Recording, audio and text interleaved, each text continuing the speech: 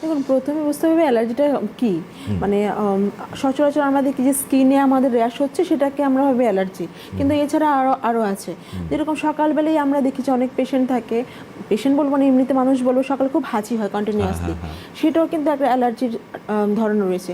Running nose পড়ছে, নাকে দিয়ে জল পড়ছে, চোখ চুলকাচ্ছে, সেটাও কিন্তু অ্যালার্জি।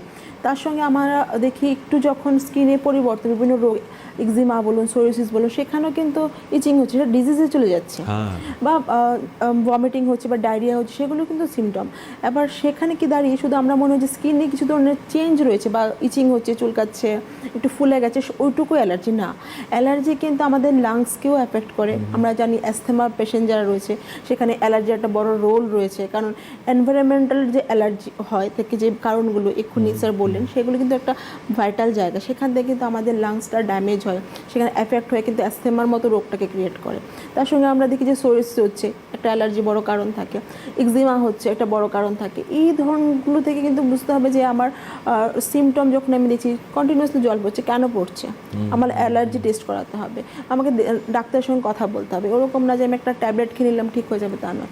রোগটা যখন অল্প থাকবে, যখন সিমটমটা আমরা একটা দুটো দেখতে পাচ্ছি, তখনই কন্ট্যাক্ট করা উচিত, কন্ট্যাক্ট করে আমার রোগটাকে সারিয়ে নেওয়া উচিত।